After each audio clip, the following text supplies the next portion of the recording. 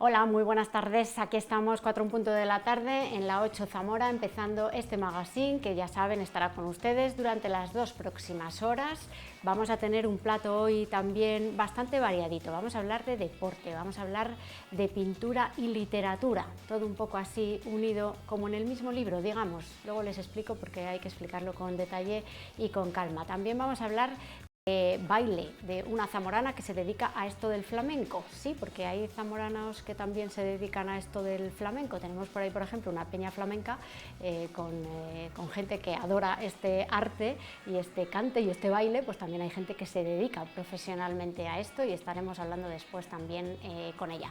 Un poquito de todo, que empezamos directamente. También vamos a hablar de idiomas, sí, de cómo aprender idiomas y de qué útiles pueden ser los idiomas para ciertos trabajos y para ciertos sectores, como por ejemplo el del turismo en Zamora Capital. Después les explico con calma, pero vamos a empezar directamente y ya sin demorarnos mucho más, con el pistoletazo de salida, con el silbato de inicio de partido, hablando de balonmano, del Club Balonmano Zamora, que ya ha empezado la pretemporada para este nuevo año, este nuevo curso 2022-2023, ya ha jugado los primeros partidos de pretemporada y ya tiene en marcha su campaña de captación de socios. Para explicárnosla, ¿quién mejor que su presidente Iñaki Gómez? ¿Qué tal? ¿Cómo estás? Muy bien, Sara.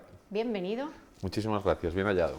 No había hablado yo contigo como presidente del club desde que eres presidente del club. Bueno, hemos hablado muchas veces en distintas facetas del balonmano, así que bueno, ahora me toca ser presidente, encantado de representar al club de mi vida. Sí, porque eres uno de los fundadores, uno de los cabezones que se propuso poner en marcha este proyecto, en el buen sentido de la palabra, ¿verdad? Así es, hace ya pues 22 años que refundamos el Club Deportivo Balonmano Zamora y bueno, pues hemos hecho un poco de todo por ponerlo lo más alto posible y bueno, pues seguimos trabajando pues por dar salida deportiva, en valores, bueno, pues a un montón de chicos y chicas que juegan con nosotros y bueno, en ello estamos. ¿Se mantiene la ilusión de ese año 2000?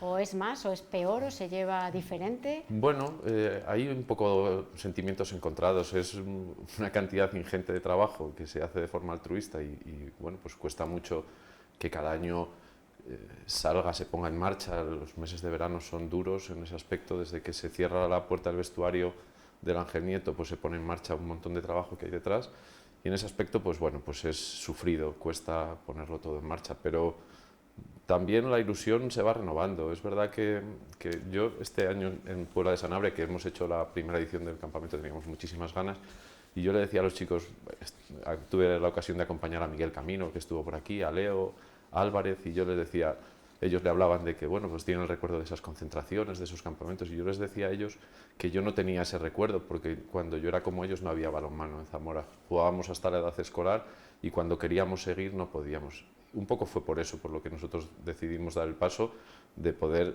seguir disfrutando el deporte que tanto nos gustaba, que era el balonmano, y que no tenía un espacio en Zamora. Y bueno, en ese aspecto yo creo que si recordamos y echamos la vista atrás y pensamos en aquellos años, pues la ilusión se renueva para que todos esos chicos y chicas, que son un montón, más de 500 este año, pues que puedan seguir jugando en el club de su ciudad y que puedan pues llegar al Ángel Nieto y que les puedan ver sus primos, sus vecinos, sus amigos.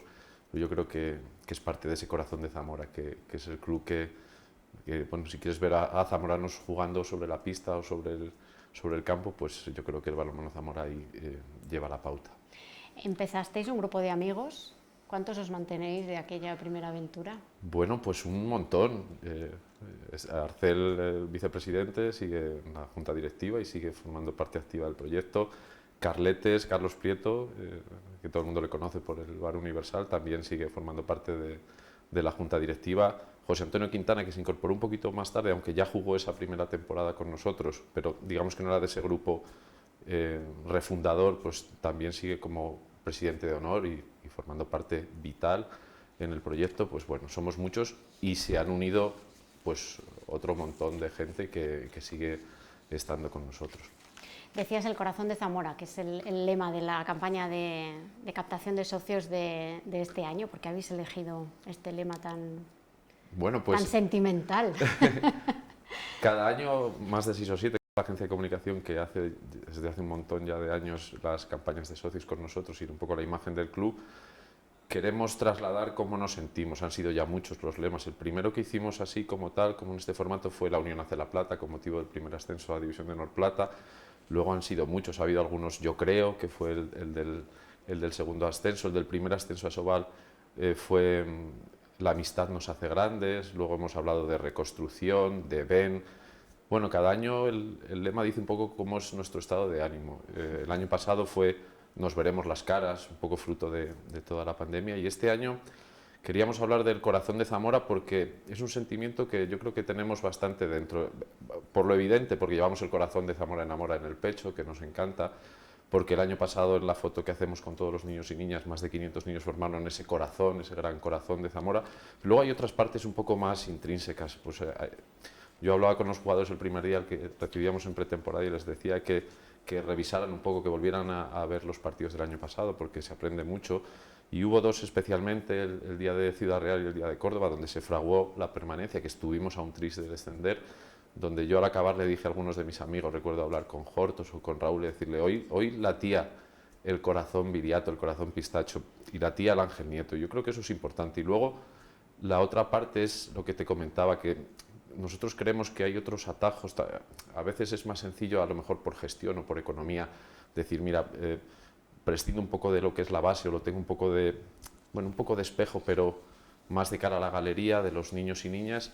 Y lo que es el primer equipo, pues se ficha, hay un mercado extenso de jugadores, fichamos, cada año vienen unos u otras y lo tenemos ahí. Nosotros creemos que esos atajos no son buenos para la salud del proyecto. Y ese es el verdadero corazón de Zamora, que si tú quieres ver a jugar al bombero del ayuntamiento o al que te pagan los recibos en caja rural o a tu primo, o a tu vecino o a la chica que te da clase en el colegio, pues están en el balonmano Zamora. Por eso pensamos que es tan importante que la gente, que nuestros vecinos piensen en ese corazón de Zamora como el balonmano, el proyecto de casa que, pues un poco que aglutina todos esos sentires. Además es algo que siempre ha marcado la diferencia al hablar de vuestro proyecto. Siempre habéis sacrificado esos grandes fichajes o esa opción de invertir dinero que a lo mejor teníais para intentar salvar una categoría, por ejemplo in extremis, como se puede hacer o como pueden hacer otros equipos, y habéis preferido pues dejar las cosas en ese sentido como están y destinar el dinero a los pequeños, y si se desciende, pues el año que viene en otra categoría. Es que es fundamental, y también por dos motivos. Uno, porque el que se lo gana en el campo, como ha sido muchas veces, que nos hemos ganado el ascenso, pues al principio, como tú decías, un grupo de amigos, luego con otros amigos que han venido a ayudarnos, pero esos que se han ganado el ascenso en el campo tienen que tener el derecho a disfrutarlo. Qué triste me parece cuando veo en otros clubes o en otros proyectos que se asciende y la plantilla desaparece y se traen otros jugadores. Yo creo que ese sentimiento tan profundo debe de permanecer. Y segundo, porque a veces es difícil cuando los aficionados dicen, claro, es que están jugando los de casa, pero es que este año 10 jugadores de la primera plantilla son de Zamora.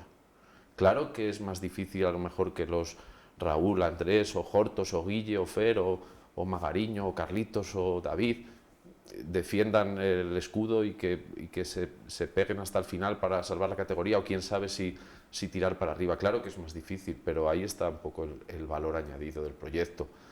Ahí el año pasado, en esos partidos, cuando yo estaba en el palco, algunos días, pues el presidente del Consejo Superior de Deportes o con el presidente de honor, con Quintana, y hablábamos y mirábamos quién se estaba jugando el bacalao esos días, pues es que casi todos eran los de casa, y era pues los que sienten, no digo que los demás no lo sientan, tienen que aprender poco a poco a sentirlo, pero bueno, son los que saben lo que ha costado llegar hasta ahí, porque ascender es muy complicado y descender a veces es pues así, a un chasquido de los dedos. O qué sé yo, este año pues ver a Elba Álvarez, una jugadora formada en todas las categorías del balonmano Zamora, campeona de Castilla y León, que ha jugado campeonatos de España con el club, colgarse la medalla de oro en los Juegos Mediterráneos.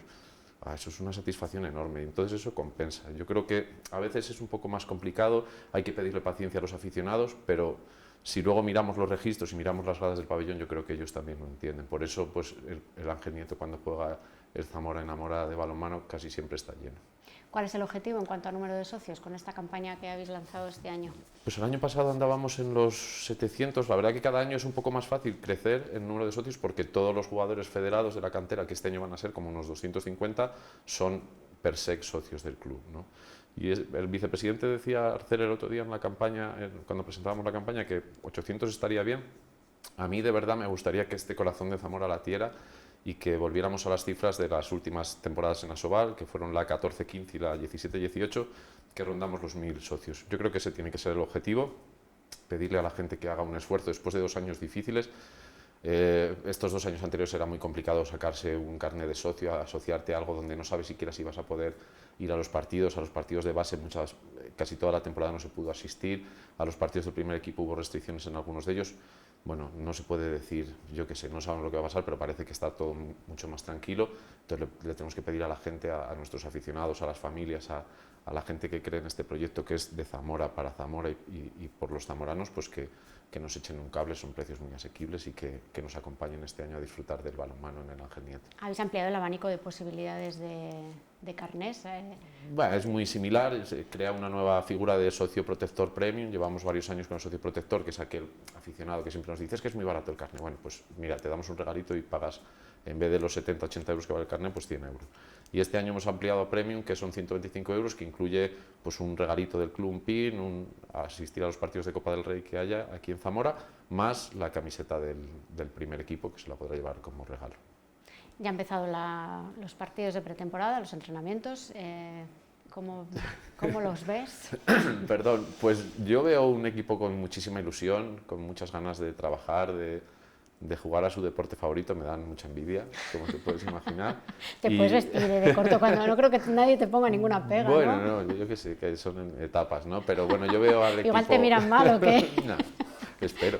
Yo veo al equipo con muchísima ilusión, poca gente de refuerzo, 3 nuevos fichajes, pero sobre todo un grupo compacto, un entrenador ya en la segunda temporada más consolidado y bueno, pues muchas ganas de trabajar. Hemos ampliado también la junta directiva, hemos pasado de los míticos, llevamos muchos años trabajando en un grupo de 9-10 personas, hemos ampliado a 20, hemos doblado personal porque ya te digo que es mucho trabajo y bueno, en ese aspecto pues intentando que vayan cumpliéndose estos plazos de pretemporada, no ser demasiado exigentes en estas semanas porque bueno, la experiencia nos dice que los resultados de pretemporada valen para poco, más allá a veces de ilusionar al aficionado, pero para nosotros, con la vista puesta en el primer partido en Zarauz. ¿Al presidente no le ilusiona verlos en pretemporada?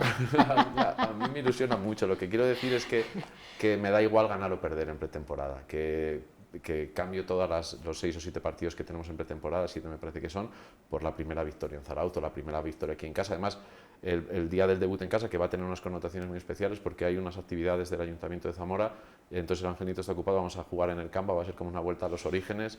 Estamos un poco preocupados por la capacidad y el aforo y eso, pero bueno, con muchas ganas también de sacar los puntos ese día frente al Basi Oviedo. La vuelta al verde. Pues sí, tantos recuerdos, a veces yo se lo digo a ellos también cuando entro en el Manuel Camba, huele distinto además. Sí, es que siempre huele como eso, ¿no? A y son Camba. Muchísimos años, pues aquí en mi caso 19 años bajando a entrenar, trabajando con niños allí, y es cuando entras allí es como que, bueno, se te revuelve un poco el estómago, te vienen muchas sensaciones. ¿Es el partido contra el Oviedo? Basi Oviedo, sí, la segunda jornada aquí, así que, bueno, pues también preparando un poco eso, preparando el Memorial Manuel Camba, que será el día 10 de septiembre frente al Alcobendas, un partido muy especial.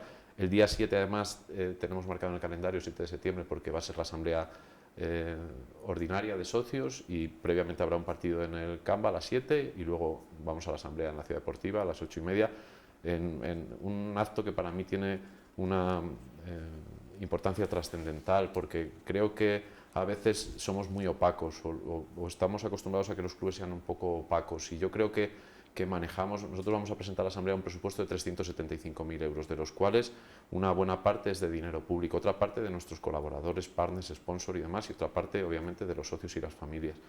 Yo creo que debemos de ser responsables en ese aspecto y ser muy transparentes. Yo creo que nosotros lo hemos sido siempre o intentamos serlo, ser un club completamente transparente, que todo lo que recibimos de la sociedad que sea público y que todo el mundo lo pueda saber dónde va su dinero y el dinero de las administraciones públicas.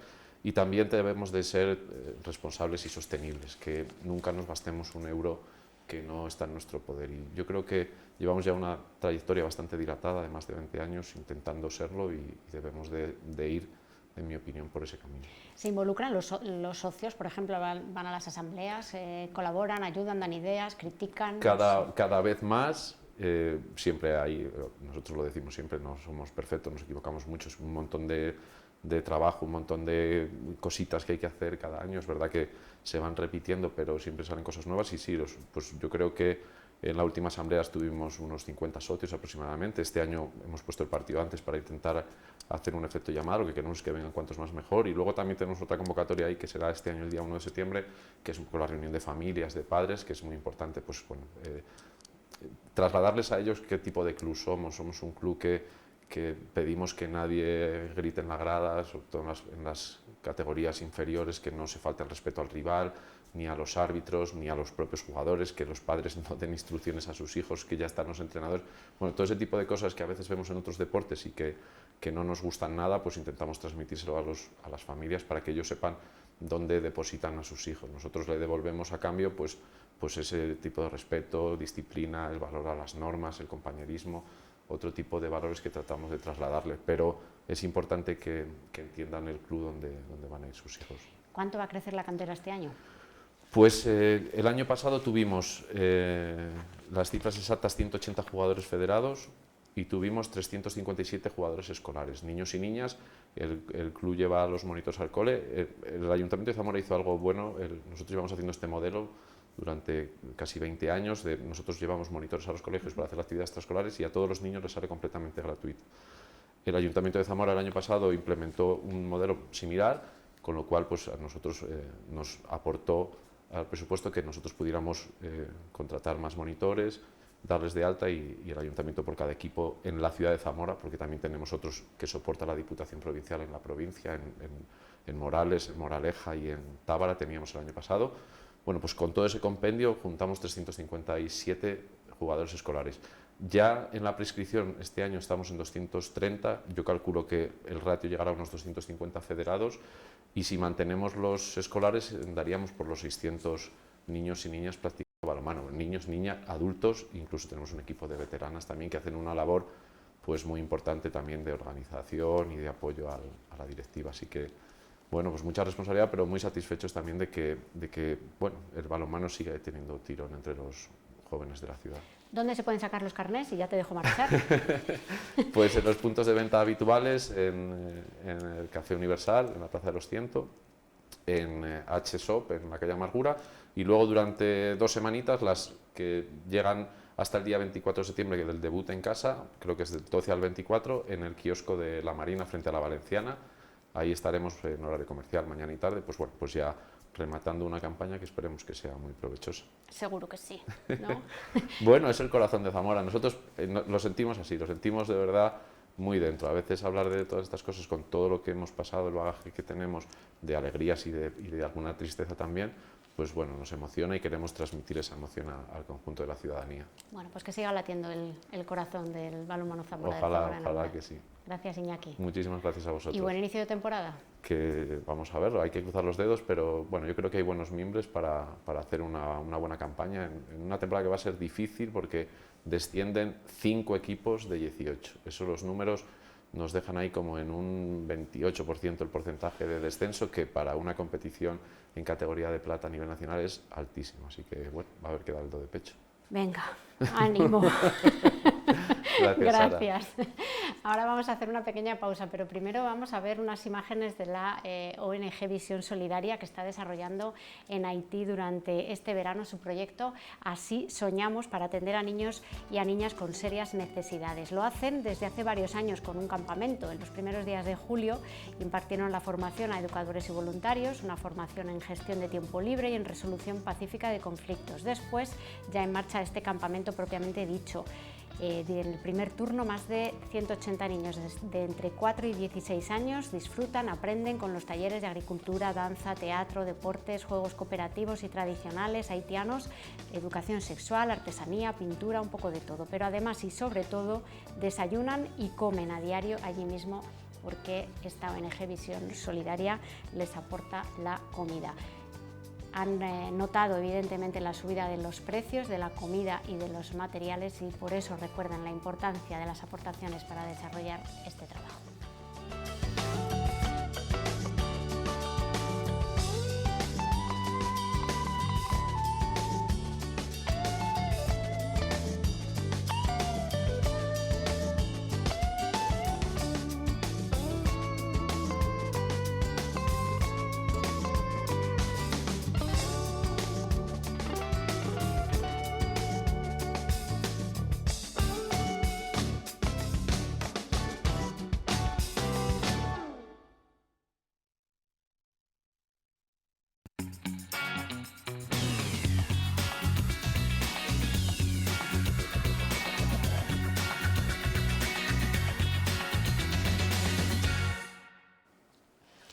Les decía al principio del programa que íbamos a hablar de literatura y de pintura, todo en uno mezclado en este libro que se llama Luislo, la fuerza del coraje. Muchos recordarán a Luislo y los que no se van a acordar de él ahora porque seguro que en cuanto hablemos de él y lo veamos en las imágenes van a saber perfectamente quién es. Era un pintor zamorano, era maestro, sufrió una enfermedad que lo dejó paralítico y se dedicaba a hacer sus dibujos, sus pinturas con la boca, pintaba con la boca y así se convirtió en uno de los pintores más conocidos y más reconocidos probablemente, no solo del panorama zamorano, sino también fuera de nuestras fronteras. Murió en el año 2017 y ahora uno de sus amigos, uno de sus mejores amigos, Dalmiro Gavilán, ha sacado a la luz este libro, que es una biografía de Dalmiro, una semblanza de Luislo, perdón. ¿Qué tal, Dalmiro? ¿Cómo estás? Muy bien, buenas tardes, Sara. No sé, ¿cuántos años llevabas trabajando en Pues el libro esto? Lo comencé antes de que él falleciera. Antes de que él falleciera dijo que le gustaría tener un recuerdo de su vida, de sus experiencias de juventud, y después de todo lo que le pasó. Y yo le prometí que iba a escribirle su biografía. Y esta promesa la he podido cumplir con mucho esfuerzo 5 años después de que él falleciera. El libro ha visto la luz esta primavera y estoy convencido de que él se sentiría muy orgulloso y yo también, de cómo ha salido el libro. ¿Ya tenías bocetos y ya tenías textos Sí. previos antes de que muriera? Yo hablé con él muchísimo, tuvimos una relación con su mujer, mi mujer, él y yo, tuvimos una relación muy importante de amistad durante muchos años, y cuando me dijo que quería hacer el libro, su biografía, le dije que sí, que yo se la haría. Entonces tuvimos muchas horas de conversación, yo empecé a hacer unos bocetos y se los llevé, y me acuerdo que sus palabras fueron: te repites más que el ajo.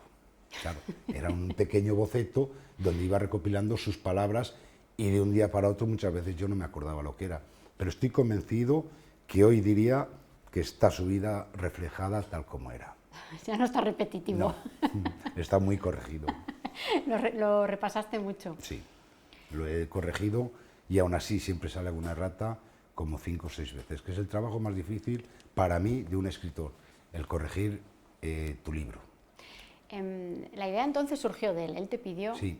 hacer esa biografía. ¿Por qué quería él que No sé, que él conociéramos? quería tener un recuerdo y yo creo que tenía la esperanza de que su vida sirviera de ejemplo a otras personas. Porque él, sí, era un tetrapléjico con respirador, necesitaba que se le hiciera todo, desde darle de comer hasta asearlo, levantarlo de la cama, acostarlo, sacarlo de paseo, todo. Pero yo creo que en el fondo era una persona como muy entrañable, una persona que hay una palabra que a mí me gusta mucho, que es serendipia, Sí. que es la capacidad que tiene el ser humano de adaptarse a una situación adversa, y él se adaptó fenomenal. Otro en su lugar no habría luchado.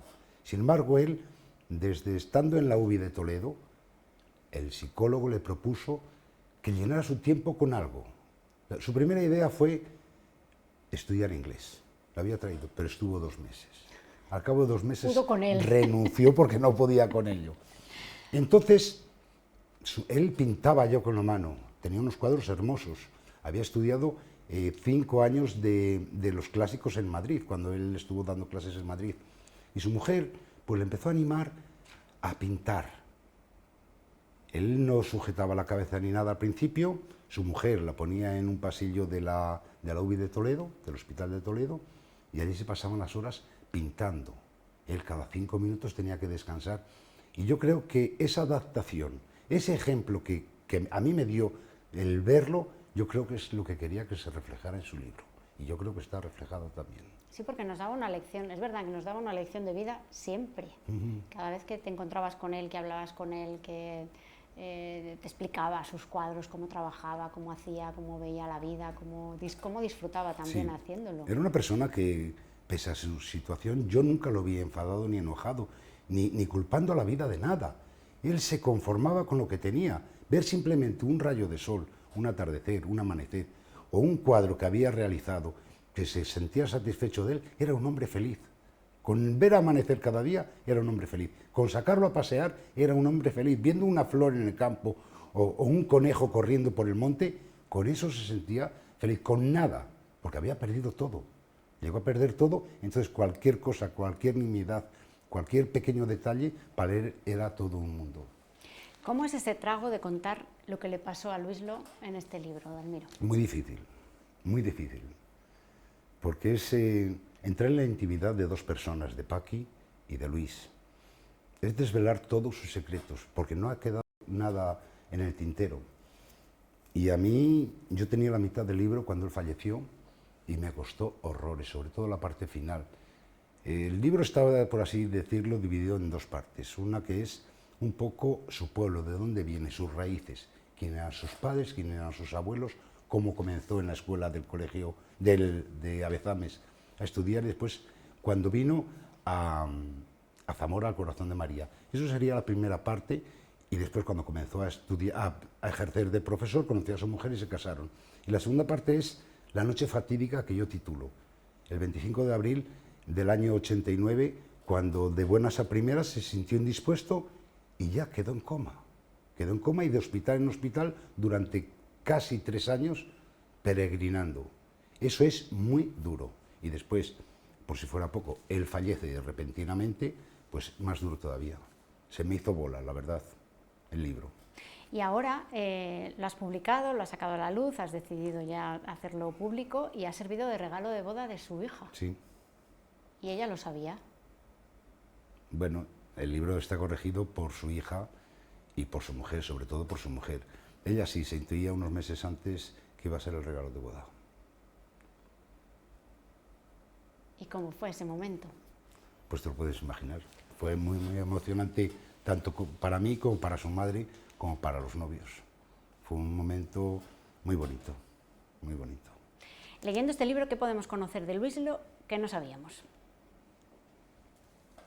Luislo era una persona sencilla, una persona abierta, sobre todo cómo lo pasó desde esa noche fatídica, la lucha constante que tuvo, la pelea por la vida, cómo se movía y alguna serie de peripecias que nos pasaron excursionando, viajando por la provincia.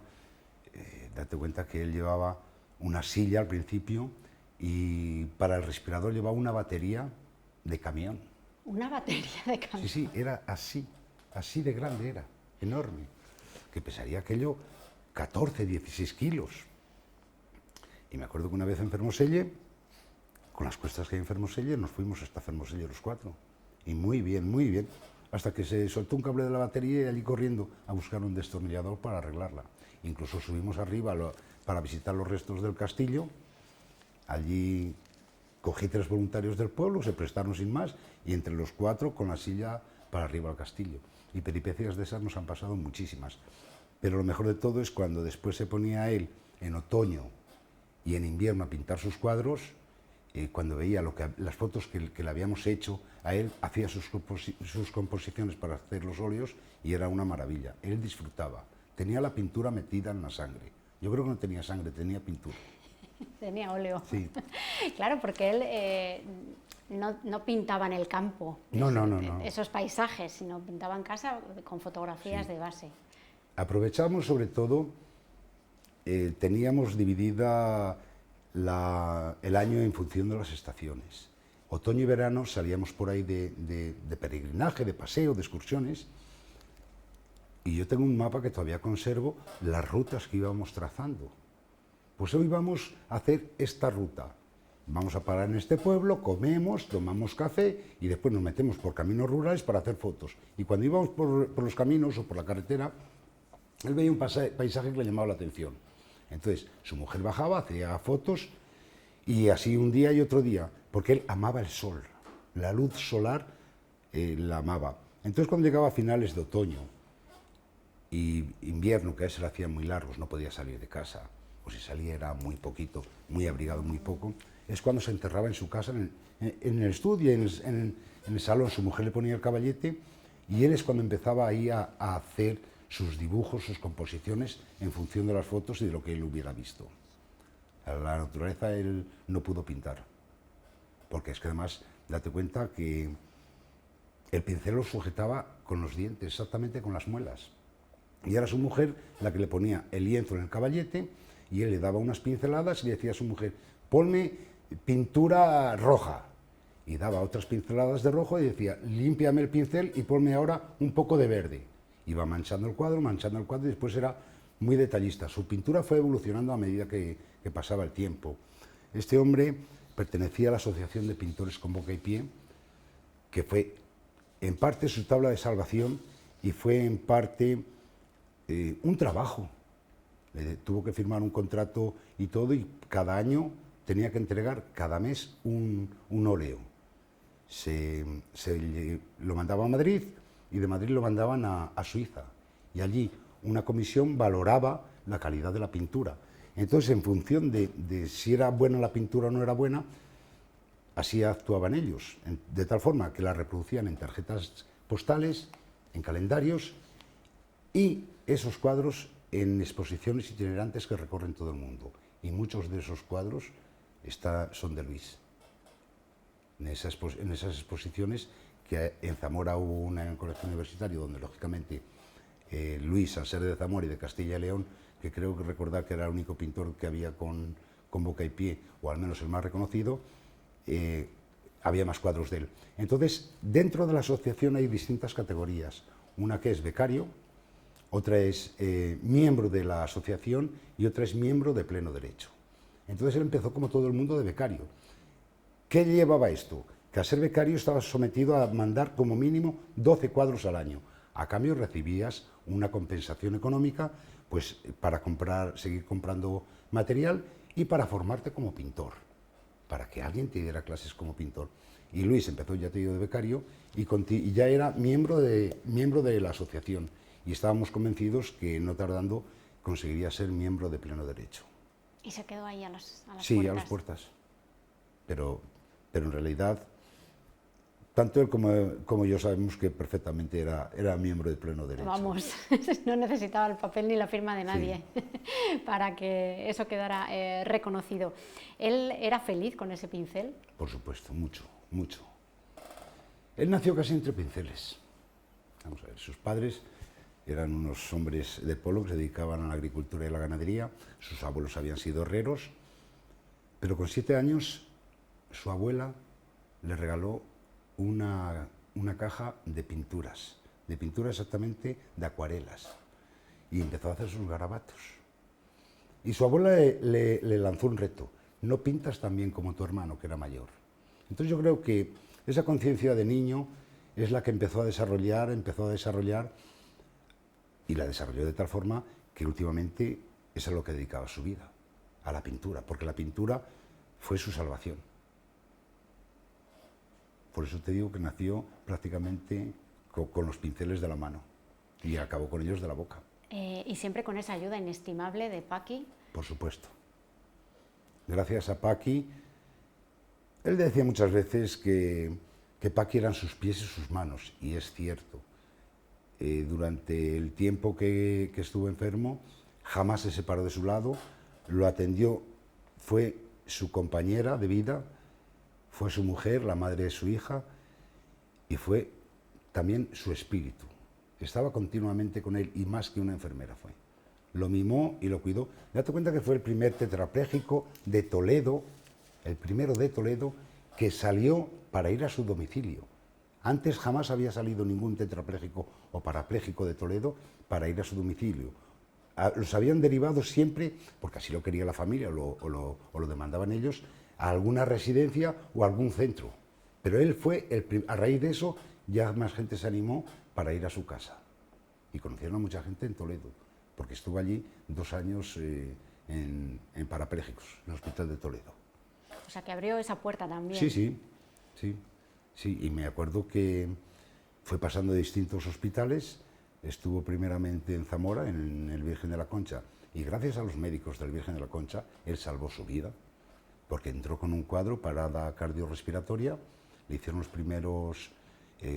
primeras pruebas y demás, lo mandaron esa misma noche a Salamanca a hacerle un TAC, a ver, no siendo que fuera algo que le hubiera dado en la cabeza y demás, y a los pocos días le tuvieron que hacer una traqueotomía, porque no podía respirar. Y entonces,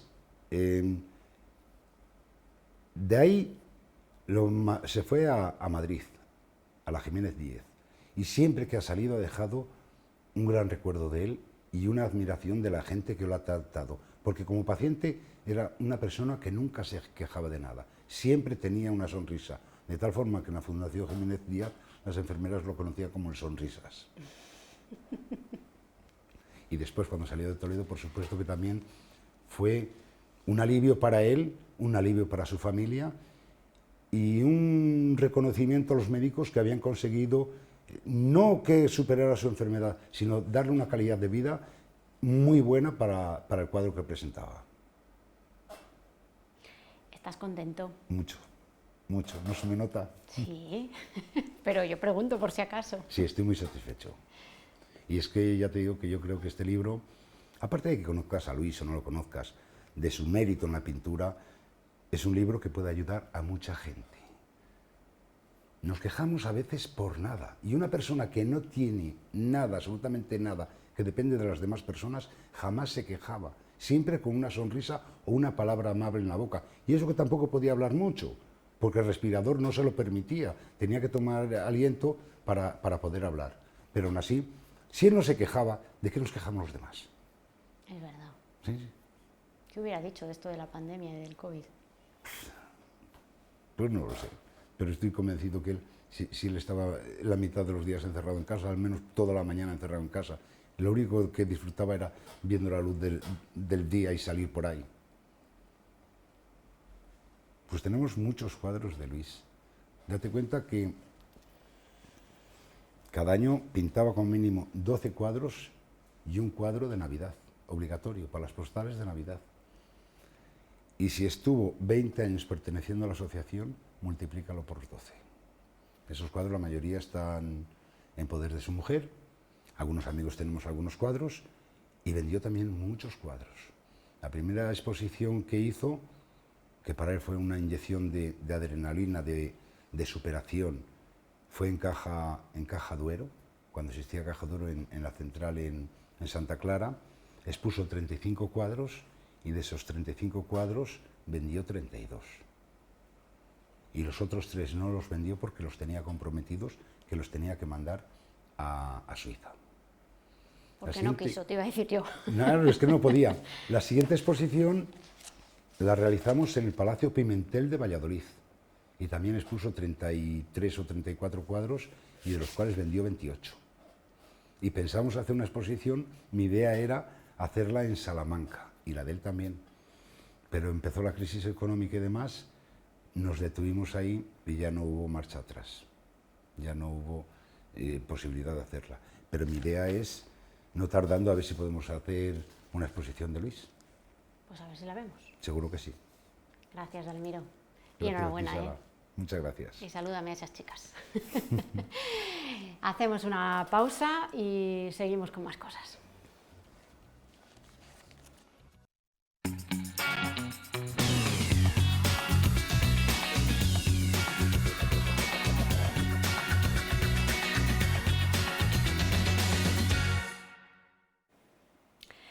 Ya estamos aquí de vuelta. Vamos a hablar ahora de cursos de idiomas que oferta el Ayuntamiento en diferentes locales e institutos de la ciudad, porque quiere facilitar así que los comerciantes y los trabajadores del comercio local se puedan comunicar mejor con sus potenciales clientes, que son turistas que vienen de fuera. Vamos a empezar hablando de los cursos de portugués que se imparten gratuitamente en la Fundación Rey Afonso Enríquez, precisamente con este convenio de colaboración con el Ayuntamiento, con la Concejalía de Turismo y Comercio, para permitir que los comerciantes pues, puedan atender mucho mejor y con mejores capacidades a todos esos turistas que vienen desde el otro lado de la raya.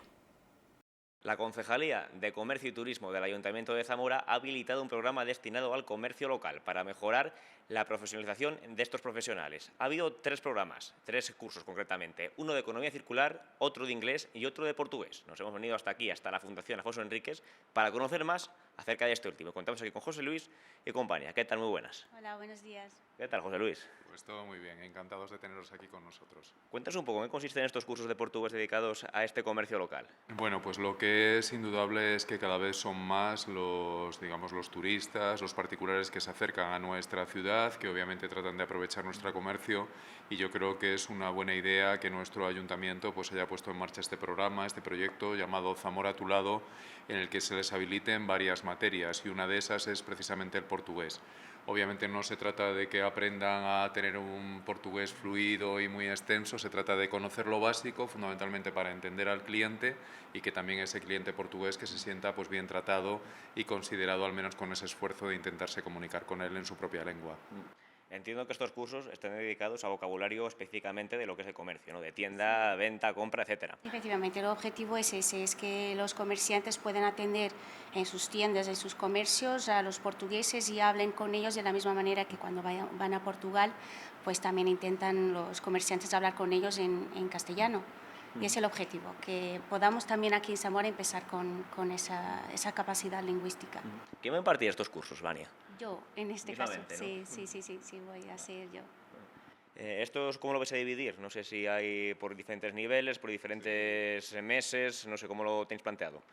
Bueno, pues efectivamente se trata de una formación escalonada, de manera que habría fundamentalmente tres cursos, tres grupos. Uno primero que comenzará el 14 de septiembre y durará hasta el 14 de octubre, es decir, una duración de un mes, que intentamos que esté adaptado precisamente también a los horarios comerciales. Habrá un segundo curso con un segundo nivel, lo que llamamos un A2, que será precisamente desde que termina el primero, desde el 15 de octubre hasta el 15 de noviembre, y el tercero, que ya sería un nivel B1, desde el 16 de noviembre hasta el 16 de diciembre, es decir, 3 mesecitos los que nos quedarían de alguna manera de año, que para aquellos comerciantes que lo puedan seguir estamos seguros que les habilitará, les permitirá tener ese dominio básico o incluso un poco más para atender un poco mejor a este colectivo que creemos cada vez más importante para nuestra ciudad, como son los portugueses. ¿Habrá algún tipo de prueba de nivel para saber en qué grupo encaja mejor cada persona que se apunte a estos cursos? Sí, la verdad es que casi presumimos que la mayor parte de la gente que venga no tenga ningún conocimiento, por eso se concibe desde un nivel, digamos, prácticamente cero hasta un nivel medio, y en estos tres tramos de los que estamos hablando. Si alguien ya sabe algo, pues obviamente en lugar de empezar ese primer mes, pues tal vez se incorporaría el segundo o el tercero.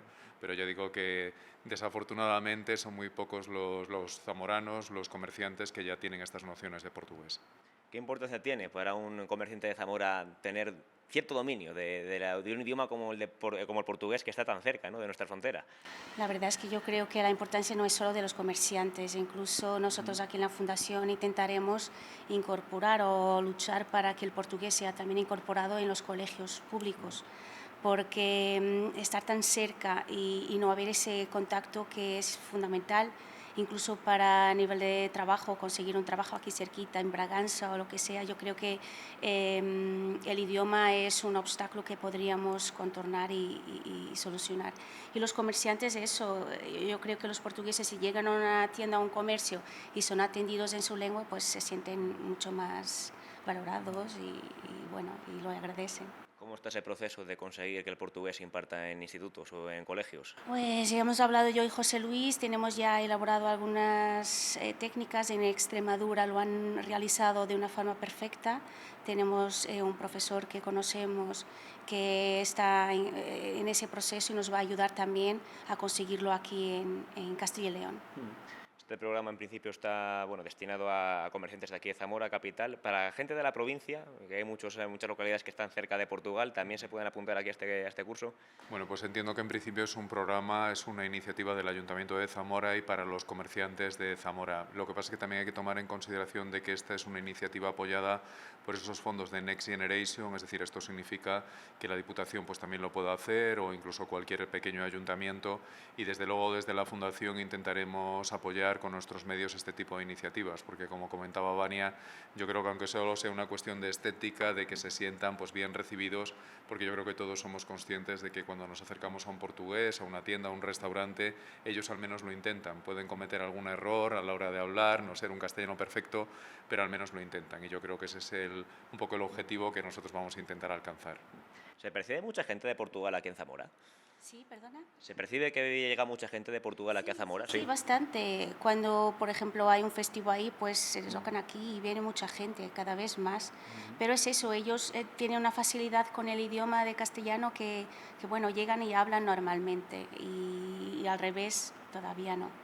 Solo quería preguntar si era una verdad un mito que los portugueses hablan mejor el español que nosotros el portugués. Veo que sí que pasa, ¿no? Pero yo creo que es una cuestión más fonética, porque nosotros aquí en España tenemos 5 vocales, todas abiertas, y en Portugal tenemos 9, incluso nasaladas y cerradas. Entonces, en cuanto no hay ese mecanismo de la boca para hacer la fonética, es complicado. Por eso nosotros defendemos que deberían empezar desde muy chiquitines para empezar a tener esos sonidos de fonética que los ayudaría bastante a coger el portugués de una forma mucho más rápida y sencilla. Pues ya la última, José Luis. ¿Hay algún proyecto así a corto plazo para impartir portugués en Zamora o en su provincia? Bueno, pues como comentaba Vania, nosotros vamos a intentar trabajar con la administración educativa competente, que en este caso es la Junta de Castilla y León, e intentar ofrecerles pues otra experiencia, como comentaba la de Extremadura. Más allá de eso, nosotros queríamos también recordar que esta fundación es un centro examinador de portugués y también facilitamos el empleo de una herramienta como es la formación online del Instituto Camões, es decir, que el que quiera, desde luego tiene a su disposición herramientas para intentar aprender el portugués y no solo eso, sino poder terminar con una titulación que pueda servir pues, para acceder a empleo público o privado. Yo creo que aquí tenemos un enorme camino por recorrer y que debe de partir fundamentalmente con el de la concienciación. Y me permito aludir específicamente a los padres, es decir, casi todos los padres lo que queremos es que nuestros niños estudien inglés y si puede ser alemán o francés, pero muy pocos se acuerdan del portugués. Y el portugués es una de las lenguas más habladas en todo el mundo, no solo en Portugal, y realmente yo creo que también nos abre una posibilidad a disfrutar de la cultura portuguesa y también a poder estrechar todos esos lazos. Y yo creo que en ningún sitio mejor, me permitiría decir de toda España, que Zamora para ser un poco punta de lanza de las relaciones con Portugal. En Zamora, ¿qué tal aceptación tienen estos cursos? ¿Se suele apuntar mucha gente? ¿Es complicado? Sí tenemos, yo creo que sí que hay una receptividad y cada vez es mayor. También tengo que decir que se produce un poco la paradoja de que la gente a veces que se viene a examinar aquí a Zamora, a nuestro centro, son gente de fuera, mucha gente de fuera, gallegos o gente diría de toda España. Por eso digo que en la parte esta de concienciación pues agradecemos mucho a este medio que siempre nos ayuda a hacer esta tarea, yo creo que un poco pedagógica, divulgativa, en la que, como digo, creo que todavía nos queda mucho por hacer. Perfecto, José Luis, pues muchas gracias. Muy obrigado para ti. Vania, muito obrigado. Obrigada yo. En esta iniciativa que ha puesto en marcha el Ayuntamiento de Zamora también se ofertan cursos de inglés precisamente para esos trabajadores del comercio zamorano para facilitarles la atención a los extranjeros que acuden a sus tiendas, a sus establecimientos, a sus negocios y que no tengan ninguna dificultad para entenderse con ellos. Y en Alan School of English es donde se imparten estos cursos de inglés. Alan Wynn es el responsable de esta academia. ¿Qué tal? ¿Cómo estás? Excelente. Bueno, cuéntanos un poco, ¿cómo surgió esta iniciativa de ofertar estos cursos de inglés para trabajadores del comercio? Es una iniciativa del Ayuntamiento para precisamente mejorar lo que es la experiencia del turista en Zamora, porque se ha visto una carencia en las tiendas de lo que es la atención al cliente de fuera y han decidido pues lo que se necesita es que aprendan inglés, portugués también, por supuesto, y luego otras cosas también. Tienen una oferta muy amplia este verano de curso. ¿Hay mucha carencia de inglés en Zamora? Gracias a eso yo tengo trabajo. Es verdad. Y menos mal, pero hombre, hay un poco de todo, ¿sabes? Hay gente que tiene niveles muy altos y luego hay otros que tienen niveles muy bajos. En el medio hay muy poco, ¿sabes? Porque el que no tiene nivel, pues como que siente rechazo un poco para el idioma. Hay muchos, date cuenta que ahora están estudiando desde párvulos hasta finalizar bachiller y es muy frustrante, ¿sabes? Estar estudiando 12, 15 años y todavía no poder desenvolverse en el idioma, pues, y muchos al final lo cogen asco, entonces sienten un poco de rechazo para el idioma. Bueno, luego hay otra gente que sale fuera y que a lo mejor están fuera un par de semanas, ya no lo ven tan difícil, empiezan a utilizar el idioma, les empieza a gustar, o miran por internet, ahora con todo lo que hay en internet que se puede hacer, pues nosotros tenemos muchos alumnos que aprovechan YouTube y cosas así, y ellos mismos lo van buscando, ¿sabes? Entonces, bueno, yo creo que hay un poco de eso. mucha desigualdad, ¿no? Supongo que los jóvenes a lo mejor están un poco más puestos en lo que es el idioma, en esta lengua, y la gente un poco más mayor le cuesta un poco más, porque también el sistema educativo antes potenciaba más el francés y ahora se potencia más el inglés, que es lo que se imparte en los colegios, y a lo mejor eso también se nota, ¿no? En el día a día, cuando entras a un comercio. Sí, hombre, hay casos excepcionales y hay gente que lleva toda la vida trabajando en comercio, entonces con sus salidas al extranjero y así, hay gente mayor que habla inglés mejor incluso que uno que está en cuarto de la ESO. O sea, un poco de todo, pero sí, por norma general, pues los jóvenes ya van controlando el inglés más que los mayores. Bueno, de todas formas, aquí no hay ningún problema con el nivel de inglés previo que se tenga, porque en esta academia se imparte para este curso específico, para estos cursos, distintos niveles, desde cero hasta más avanzados, ¿no? Sí, sí, y durante, vamos, todo el tiempo que llevamos aquí, nuestro objetivo es un poco diferente que lo que es una academia tradicional. Nosotros siempre nos hemos enfocado en lo que es el inglés oral. Entonces, pues una persona que empieza desde cero, desde el primer día, ya está hablando y escuchando inglés, hablando y escuchando inglés. Que yo creo que es la parte interesante del idioma, ¿no? Porque muchos dicen, quiero aprender inglés. Y es como si dices, pues quiero aprender a tocar la guitarra. Y te sienten en una aula y dicen, vale, 3 años de solfeo y luego veremos a ver si te doy la guitarra a tocar. Y aquí damos la vuelta a la tortilla y desde el primer día ya estás con, para mí, la parte curiosa, interesante y divertida del idioma, o sea, hablar y entender. Sí, es verdad, porque utilizando ese símil, si no te dejan tocar la guitarra desde el principio, te aburres. Hombre, y te frustras, es que es normal que... Esa frustración de lo que estaba hablando antes es normal, porque si tú estás muchos años con un papel y un boli y una pizarra, y como ves no tenemos ni siquiera una pizarra aquí, sí, pues claro, es que se aburre. Bueno, hay un tablón de corcho. Sí, lo tenemos para referencia, para cositas a lo mejor que tenemos que puntualizar durante la clase, pero claro, todo se hace en inglés. O sea, si yo tengo que explicar algo gramatical, pues en inglés. Y en último recurso, pues recurrir al español para hacer una comparación entre los dos idiomas y luego pues seguir hablando en inglés. Y para asegurarte de que todos te entienden. Efectivamente. Que será lo más difícil en algunos niveles más básicos, supongo.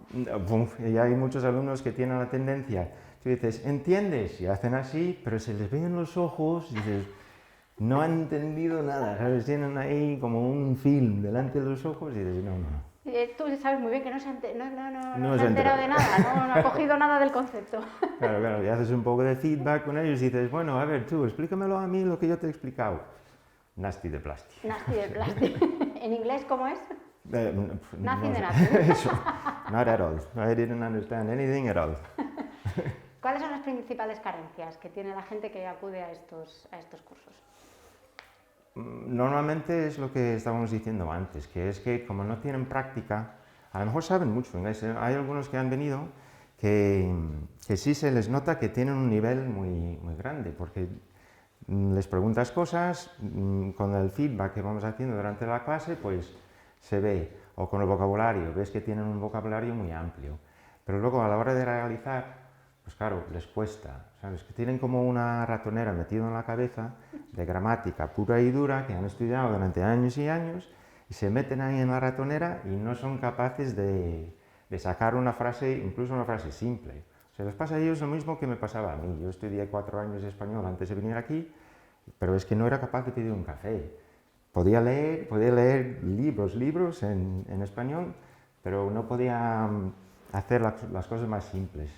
No eras capaz de establecer una conversación medio decente. Sí, es que no podía ni ir a la carnicería, me ponía nervioso. Y digo, a ver, ahora cómo pido esto, que no conozco a la persona, pues tengo que hablar formal, porque no tenemos así cercanía y tal.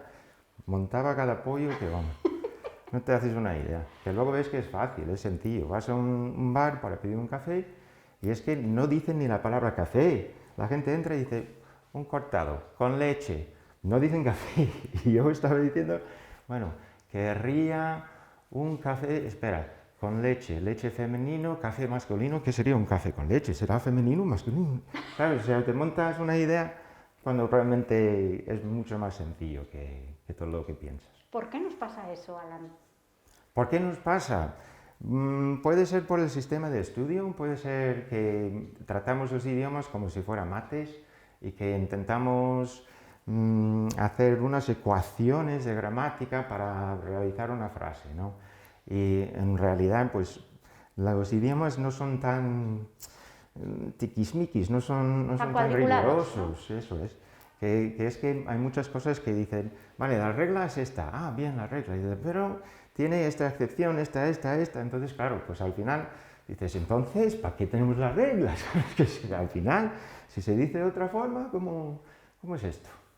Y al final, supongo que tú eres uno de los máximos defensores de eso que se dice siempre, de que un idioma se aprende hablándolo y escuchándolo, ¿no? Por supuesto, por supuesto. Vamos, yo a lo largo de mi vida, la gente que mejor habla otro idioma siempre son personas que no lo han estudiado en el colegio. O sea, yo me he encontrado con holandeses, con marroquíes, con gente que habla perfectamente, luego te escriben una carta y no lo entiendes, lo tienes que leer en voz alta porque es que no escriben ni una palabra bien, ¿sabes? O sea, falta de ortografía por todas partes, pero son capaces de hablar sin pensar. Y desenvolverse, porque al final es de lo que se trata, ¿no? Claro, comunicación eficaz.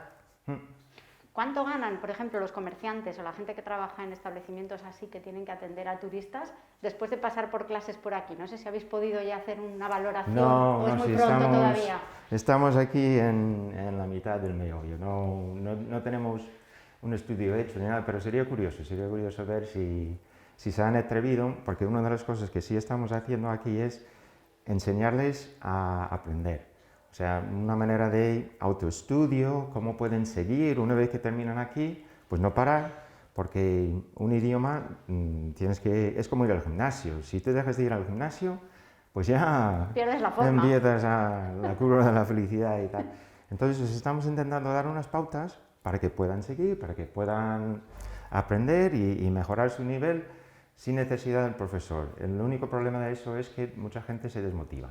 Si no están apuntados a una clase, si no tienen que acudir a la semana, pues ya dicen, bueno, mañana ya lo haré, y no he hecho inglés pasado, entonces se pierde un poco. Si no ponen, pero claro, es que siempre el aprendizaje depende en un 90% del interés del alumno.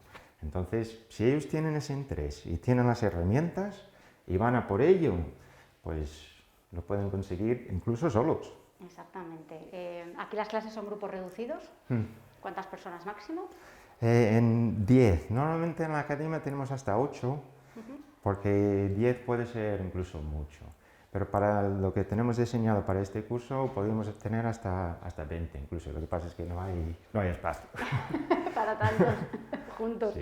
Y un poco, ¿qué tipo de vocabulario se les enseña o qué tipo de herramientas así más útiles, más prácticas para el día a día? Estamos haciendo dos cosas. Lo que estamos haciendo es como lo que es en inglés para comerciantes normal, de toda la vida. Y también queremos frases suyas. O sea, cada clase le preguntamos, vale, para la clase siguiente tú piensas en una frase que tú quieres decir, que tú crees que sería útil, tráela, la analizamos y intentamos pasarlo de español a inglés, así en grupos, ¿sabes? De esa manera, pues matamos a 2 pájaros de un tiro. Aprenden una frase útil y también aprenden estructuras y a asociar un poco el español con el inglés para ver que no son tan diferentes como parece, porque al principio puede parecer que el español y el inglés no tienen nada que ver, pero realmente acaban viendo que son muy parecidos. Y es cuestión de aprender vocabulario, y luego intentar soltarlo. Eso es, aunque sea así, en un burruño. Ahí, sí, como buenamente puedan. Ahí. Sí. No, pues intentamos que pongan cada palabra en su sitio, ¿eh? Que tú imagínate que ponen cada cosa en un sitio. A lo Tarzán. Tarzán, tú Chita, ella Jane. Oye, funciona muy bien eso, ¿eh? Es lo que quería yo decirte, ¿no? Que al final tú sueltas las palabras y el otro se encarga de colocarlas. Sí, no, pero el objetivo no es un paso un poco más allá que Tarzán, ¿eh? Pero romper la vergüenza es muy importante. Sí, fundamental. Y con el sistema de clase que tenemos es que se pierden el primer día. El primer día están todos ahí, sentados, nadie quiere decir nada, ¿sabes? Y una vez que uno comete un error y dices, no, esto se dice así, y otro también comete un error, no, eso, ya se dan cuenta y dices, hola, falla todo el mundo. Claro. pero falla todo el mundo, pero desde el nivel más bajo hasta el nivel más alto. Y seguramente a lo largo de esta conversación yo he cometido mínimo 3 o 4 fallos en español, mínimo. Incluso yo los puedo haber cometido, o sea, es que tampoco pasa nada. Ahí, es que esto es así, todos cometemos errores, entonces una vez que superas esa barrera es mucho más fácil, mucho más sencillo pues desenvolverse y aprender sobre todo. Eso es. Bueno, pues aquí está Alan dándonos una clase práctica de lo que es perder la vergüenza ante la cámara de televisión también, que eso también es un examen que tiene que pasar para hacer cosas como esta, igual que lo hacen sus alumnos en sus clases. Muchísimas gracias, de verdad. Gracias a vosotros, un placer. Chao, hasta otro día. Venga.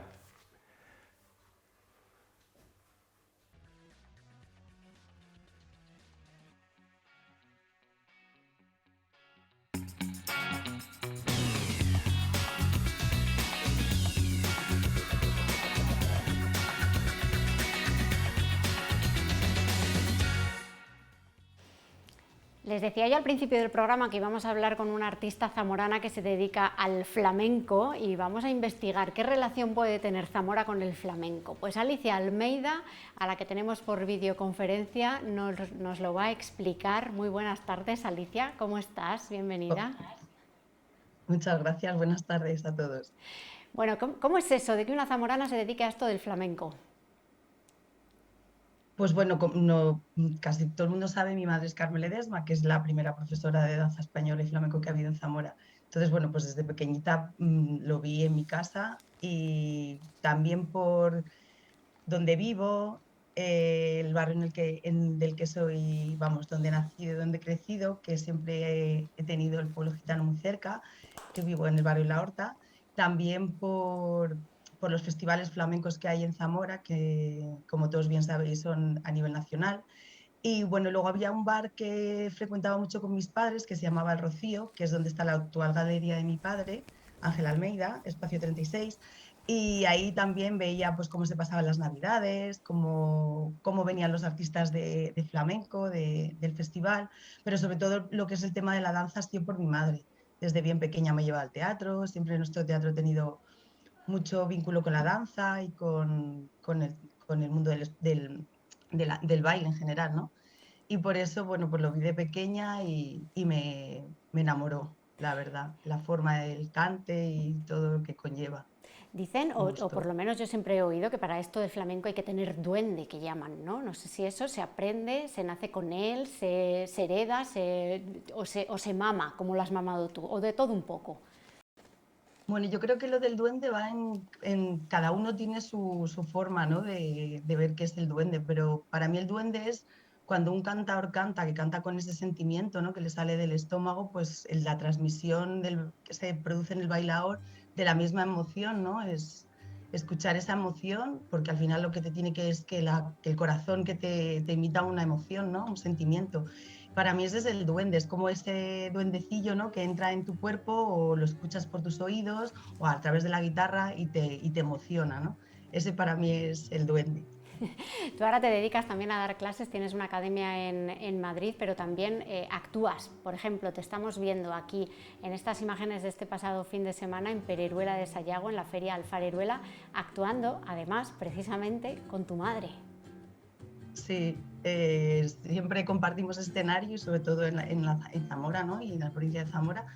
Y es un orgullo poder bailar con ella, porque, bueno, pues aparte que los músicos con los que trabajamos, el guitarrista que está en ese espectáculo, pues ha sido también como mi padre del flamenco, ¿no? Porque es el que me ha enseñado a escuchar la guitarra, a entender el baile, a saber la estructura del flamenco y sobre todo de la danza, del baile, vamos, que tiene unos códigos que son... Por eso muchas veces se puede llegar a improvisar el flamenco, porque hay ciertos códigos que se escuchan, que se hacen, entonces tú sabes por dónde tienes que seguir, ¿no? Que cada uno tiene su papel y eso, pues trabajar con gente que te ha visto desde bien pequeñita, ¿no? Que te ha gustado, que te lo han enseñado y poder compartir escenario con ellos, pues es un lujazo. Y la verdad que lo pasamos muy bien. Sí, es verdad, supongo que estas fiestas así como en plan familiar tendrán también un toque muy especial y muy sentimental para ti, ¿no? Imagino. Como las fiestas, dices, de los espectáculos. Claro, cuando actúas con tu madre, así como en familia, ¿no? Sí, bueno, sí, aparte que me emociona verla bailar. Actualmente está aquí conmigo en Madrid, que nos hemos venido también a tomar unos cursillos con maestros de nivel nacional, ¿no? De flamenco, profesionales que están en los carteles más importantes de los festivales. Y ahora justo ella está dando clase y también compartir eso con mi madre es maravilloso, ¿no? Poder recibir clases juntas, ir a espectáculos de flamenco, pues eso es una maravilla, ¿no? Porque no deja de estar, que aparte de ser mi madre, mi maestra, mi compañera, es como, pues sí, es un lujo, la verdad. Y además que Carmen encima tiene una visión de la danza muy artística porque pues lo transmite y trabaja muy bien con los niños y yo en eso sí que lo he heredado también en mi escuela, ¿no? Que llevo esa metodología que ella me enseñó, aparte que cuando estudié en el conservatorio de danza también veía como lo que me había enseñado mi madre me lo estaban enseñando en una carrera superior y me hacía muchísima ilusión y se lo decía a mi madre, digo, estos trabajos que hacíamos cuando éramos pequeñas y tal, pues también los estoy estudiando para hacerlos y tal en pedagogía y te emociona, claro que te emociona mucho. También has recorrido medio mundo o el mundo entero trabajando, bailando y enseñando. Incluso en Japón estuviste también de profesora, ¿verdad?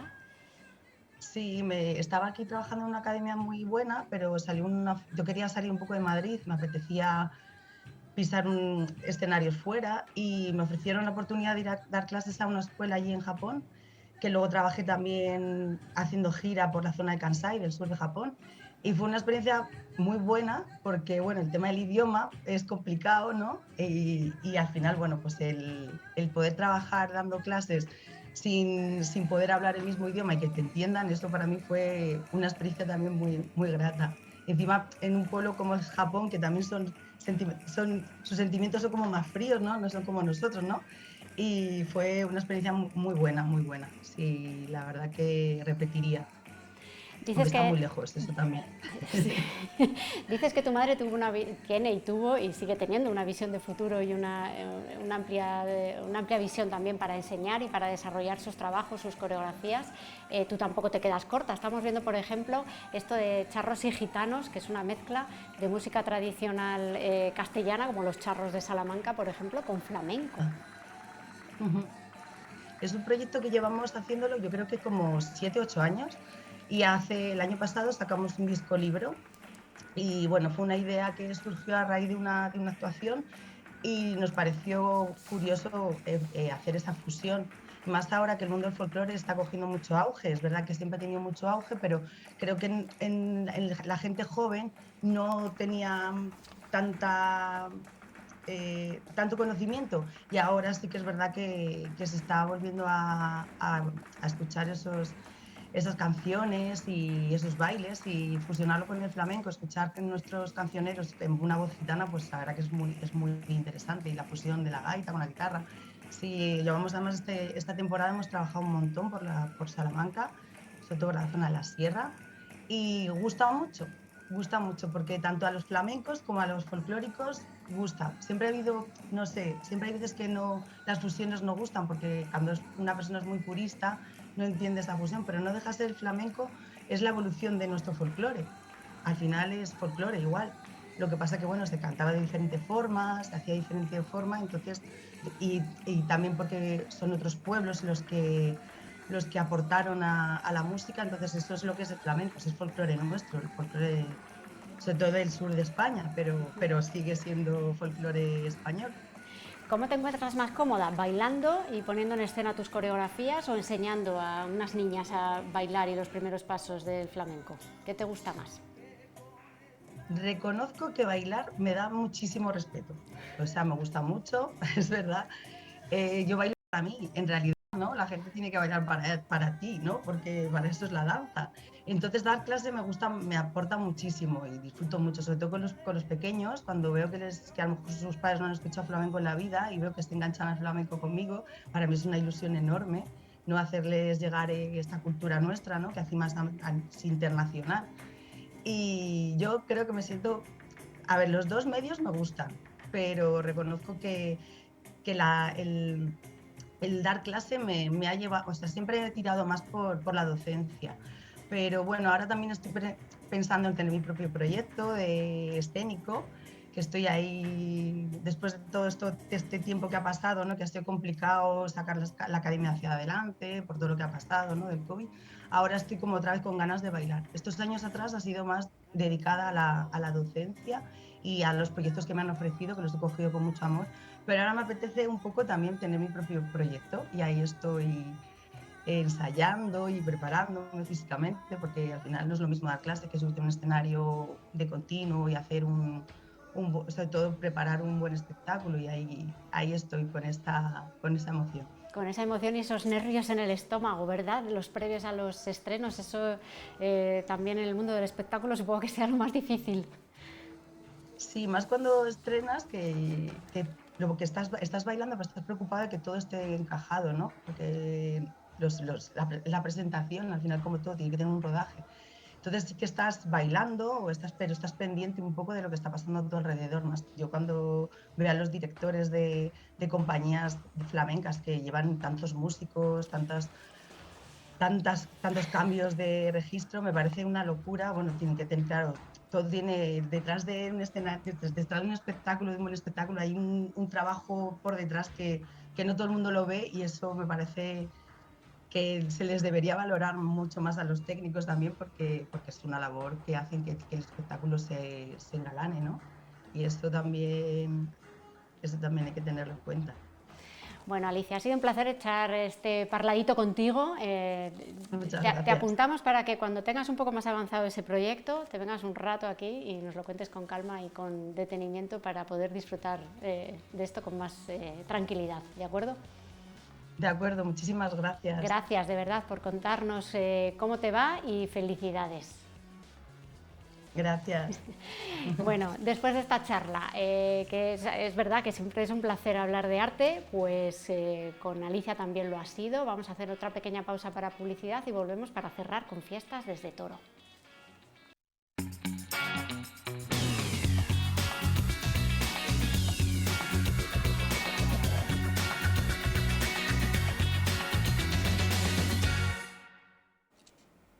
Ya estamos en nuestro último tramo, el último bloque del programa de esta tarde, que como es habitual dedicamos a las fiestas de distintos pueblos de la provincia. Hoy volvemos hasta Toro, donde están inmersos en las festividades en honor de San Agustín en el día de hoy, que hoy, por ejemplo, es el Día de los Niños en el programa de fiestas. Entre otras actividades, a las 7 de la tarde, un encierro de vacas por el recorrido habitual. También esta noche hay teatro con la Curva de la Felicidad en doble pase a las 9 y también a las 11 de la noche en el Teatro La Torre.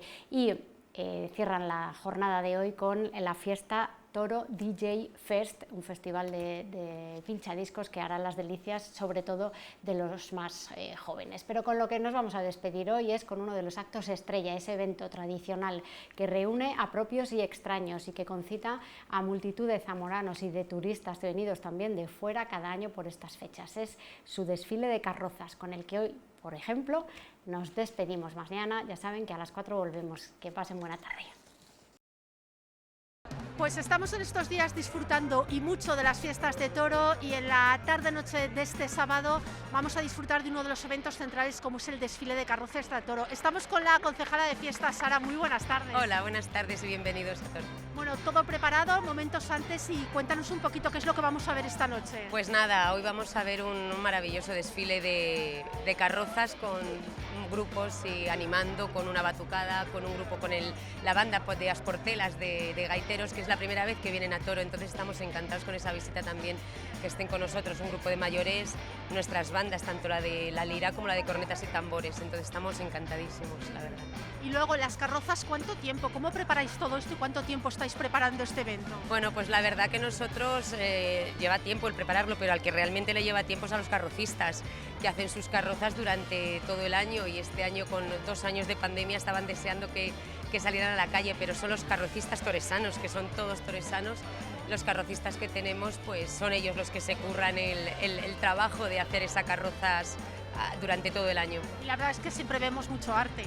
Sí, se prevé mucho arte como siempre, la verdad que sí, con estos maestros que tenemos no nos defraudan nunca. ¿Cómo están yendo las fiestas?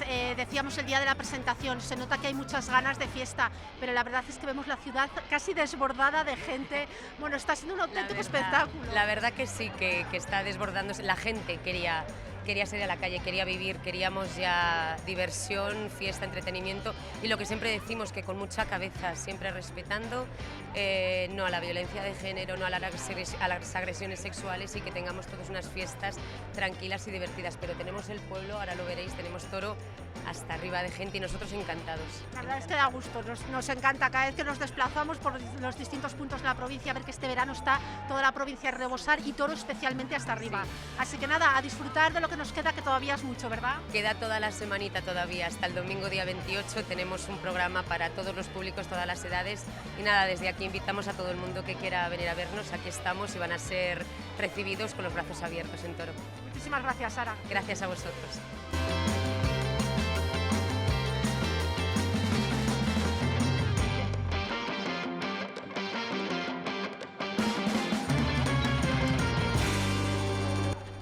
Bueno, pues estamos con Juan Pedro, que es responsable, por así decirlo, junto con mucha más gente, de dos de las carrozas que vamos a disfrutar. De dos de los trabajos, sí. Bueno, cuéntanos, esta primera que estamos viendo, cuéntanos un poco cómo trabajáis, cómo lo hacéis. Bueno, lo primero te tienes que imaginar lo que quieres hacer y luego a partir de ahí pues empiezas a coger los materiales y lo vas dando forma, pero sobre todo hay que buscar la luz. Ahora las carrozas se hacen con luz. Dibujamos con luz, ya no con colores. Y luego hay que poner materiales resistentes, poliéster, fibra, maderas, hierros y sobre todo, mira. Este es el todo esto. Cada bombillita de estas es un taladro. Aproximadamente llevará como 12 o 14.000. 12 o 14.000. Taladrito con su bombilla. ¿Cuánto tiempo preparando este trabajo? Pues nos tiramos como 5 o 6 meses en cada una, ¿eh? Ajá. Vemos también, claro, tenéis que pensar un poquito también en especie de trono para los más pequeños que vemos que se van colocando, ¿no? Un poquito, sí, bueno, tienes que pensar en todo ello. Las hacemos también para que suban aproximadamente unos 20 niños y los tenemos que distribuir acorde también al diseño. La otra también más o menos está así. Muy bien. Dentro del carruaje lleva sus escaloncitos, sí. Y ahí van como... Y luego hay que poner las barandillas y demás para el tema de la seguridad, que es una de las cosas que ahora nos exigen bastante más que antes. Muy bien, pues muchísimas gracias por desvelarnos un poquito los secretos de lo que vamos a disfrutar. Vale, gracias. Gracias a vosotros. Nos decías que la de atrás es también vuestra. ¿Cuál es un poco nuestra? El tema? La otra es un carruaje de caballos y esa tiene aún más bombillas. ¿Cuántas? Esta, pues no lo sé. Has perdido la cuenta de tantas que son. Pero no sé, igual tiene 14, 15 más, por ahí andará. Bueno, pues ahora un poquito las vemos iluminadas y disfrutamos con ellas. Sí, ahora ya en cuanto anochezca un poquito ya les metemos la luz y nos vamos para arriba.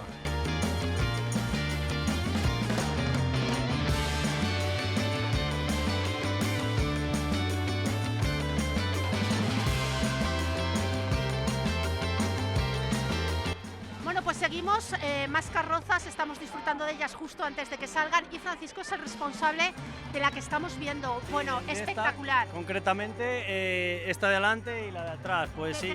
O sea, que has estado trabajando todo el año. Sí, trabajamos todo el año y aquí en Toro especialmente nos gusta presentar pues las últimas novedades que hemos hecho, lo más reciente y que se estrenen aquí, ya que es nuestra ciudad y hombre, y por referencia a un sitio de carrozas de mucha tradición. Cuéntanos, por ejemplo, esta que estamos viendo con el tema de los Minions, ¿en qué te inspiras y cómo realizas el trabajo? Pues esta se ha realizado, por ejemplo, como veis es una góndola, entonces hemos querido representar a los Minions en Venecia. Entonces el sentido de la góndola es de que, porque claro, las carrozas aquí se tematizan más al ser un desfile de verano, no es como en la Navidad, que la Navidad sí que se va enfocado más a los Reyes Magos y se les deja, digamos, todo el espacio de la carroza para ellos, que son realmente ese día los reyes, nunca decirlo de otra manera. Y aquí le hemos completado con los Minions porque tenemos más de 60 personajes conocidos, incluso propios, que solemos complementar a veces las carrozas, aunque normalmente hacemos las carrozas con su temática propia. La de atrás, por como ejemplo, la de atrás, que es un casco de armadura, que representa en este caso Castilla, además una tierra de reyes y de mucho poderío, y ahí hemos querido hacer la celada del casco, en este casco de armadura, y va pues con todo el séquito de la Guardia Real. Y es así que es una carroza que tiene toda la temática propia. Ajá. ¿Qué es lo más complicado de todo? Pues hombre, son muchos procesos y muy lentos, pero realmente lo más complicado es la talla, porque la talla, claro, tienes el que queden las simetrías y la proporcionalidad, pues es lo más complicado, porque a veces sí que claro, hacer algo en 6 metros no es como hacerlo en 3, pero luego, claro, son muchos procesos, hasta que se le mete la luz, hasta que se le meten los colores, las brillantinas, lleva distintos materiales porque hay que endurecerlos, porque cuando las transportamos en los camiones, claro, tienen que ser materiales muy resistentes, incluso ahora los niños, claro, se agarran inconscientemente de un brazo y no se pueden quedar con el de la mano, entonces hay que mirar mucho la seguridad. La seguridad también es muy importante, luces me imagino que incontables. Sí, luces pues más o menos unos 10.000 puntos de LED, como mínimo, todas las carrozas. Muy bien, pues nada, que disfrutemos mucho. Muchísimas gracias por vuestro esfuerzo todo el año. A vosotros por la colaboración.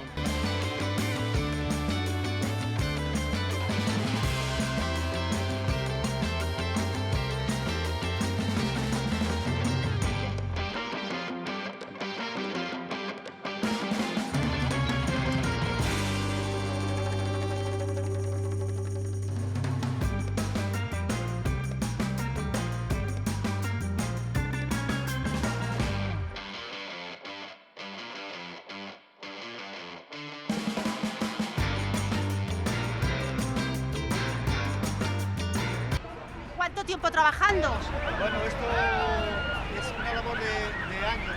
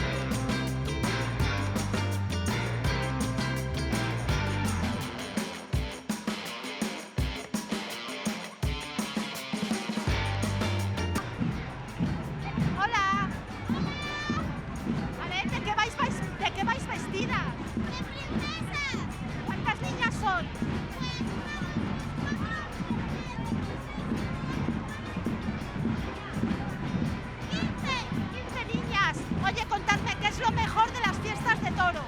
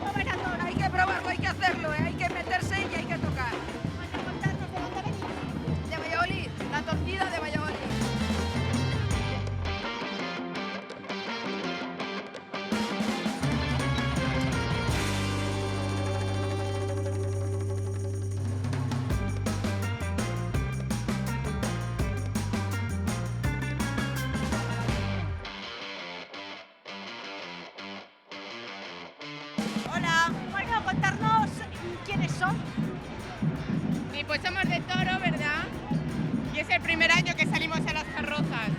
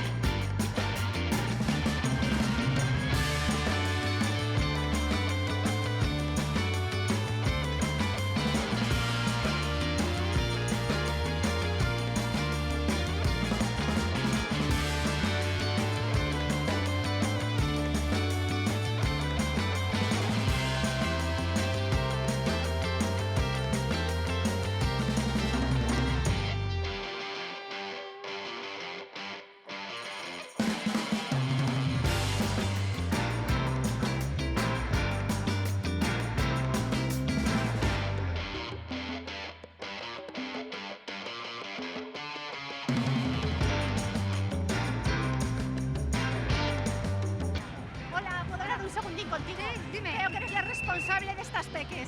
De las peques y de las grandes. De las que van detrás. Sí, bueno, cuéntanos, ¿cómo es el trabajo con ellas? Me imagino que esto lleva mucho ensayo detrás. Sí, muchos ensayos, mucha preparación y con las pequeñas, bueno, pues lo que se puede hacer, porque son muy chiquititas todavía. Las mayores ya se bandean bien porque ya llevan muchos años y ellas solas pues ya casi se entrenan. Pues pero da gusto verlas porque van muy concentradas. Sí, cuando salen a darlo todo, aunque sea poquito, pero lo dan. ¿De dónde sois? De Salamanca. Venga, muchísimas gracias. Gracias a ti.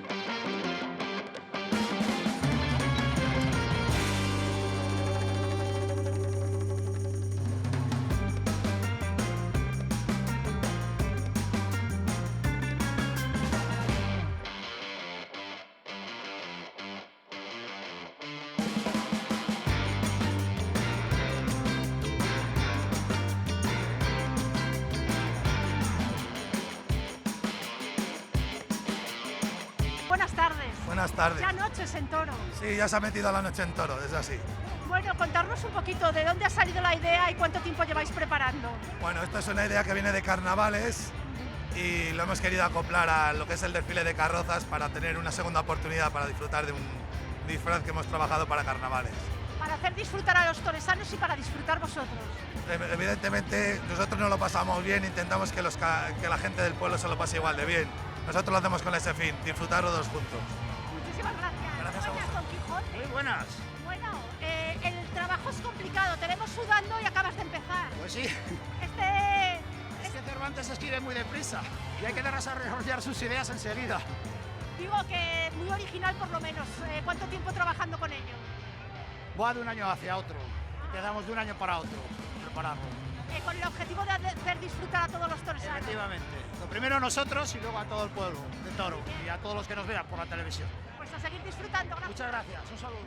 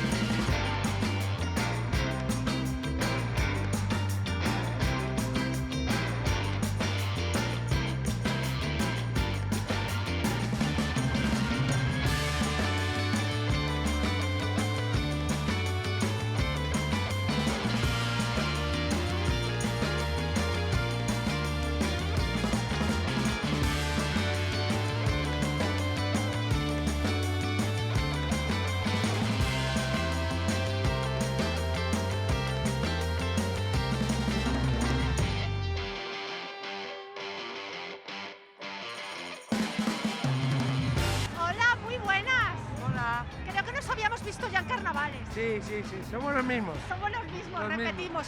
Oye, ¿cómo está Toro? ¿Cómo estamos disfrutando? Esto es espectacular, ¿no? Sí, es una pasada. Bueno, sabes que Toro lo da todo. Cuando son las fiestas, para todo. La vendimia, las fiestas de agosto, Semana Santa. Se notaba que había muchas ganas de volver a salir a la calle con mucha libertad. Claro, bueno, la gente está súper animada, la gente, porque lleva, quieras o no, lleva 2 años que la gente tenía muchas ganas de salir y darlo todo. Venís acompañando a una carroza espectacular, Sí. El desfile está siendo una maravilla. Sí, bueno, Rurro y los demás, la verdad que bueno, en Toro ya sabes que se hacen unas carrozas espectaculares, la verdad es que es impresionante. Y luego la gente sobre todo, que está acompañando. Pues a seguir disfrutando, buenas Vale. noches. Venga.